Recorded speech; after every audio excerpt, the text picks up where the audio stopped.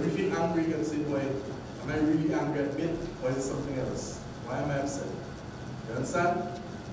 We have that power.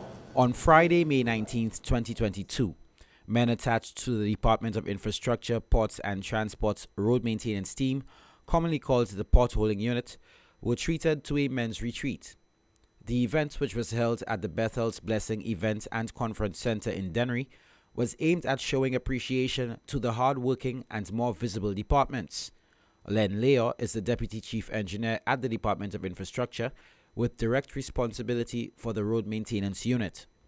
As a form of wanting to understand their concerns, the constraints, and if we come together in a setting such as this, I think we can achieve a lot.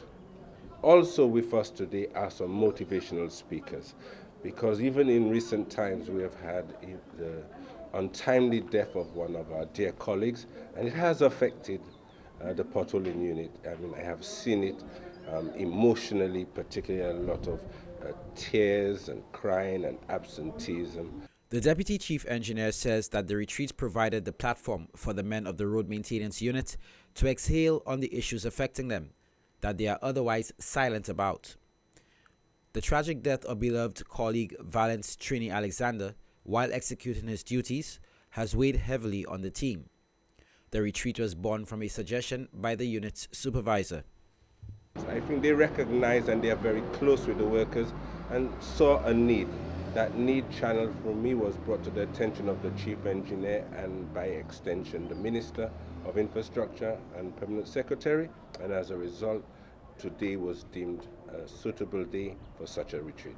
Approximately 60 members of the road maintenance units of both the North and South participated in the retreat. Patrick Ferron is a councillor with the Government of St. Lucia's Employee Assistance Program. It's a retreat for men, and we know that generally speaking, men are very reluctant to talk and to share what's really going on in their lives and to really deal with their presenting problems at the root. So what we're hoping is that by the end of today, the men from the Ministry of Infrastructure who are here today, we're going to be getting to the root of a number of things. We'll be looking at the fact that men need help and how men need to accept the fact that they need the help and to access that help. Among other items on the agenda were team building exercises and what the councillor called identification of self and understanding the importance of each individual's role in a team setting.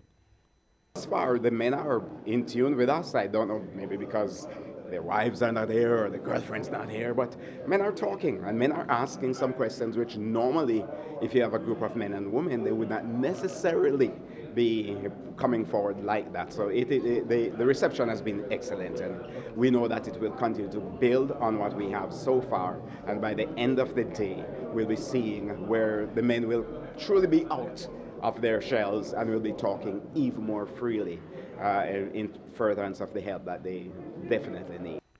The councillor expressed the hope that retreats of this nature become a formal part of the Employee Assistance Program curriculum.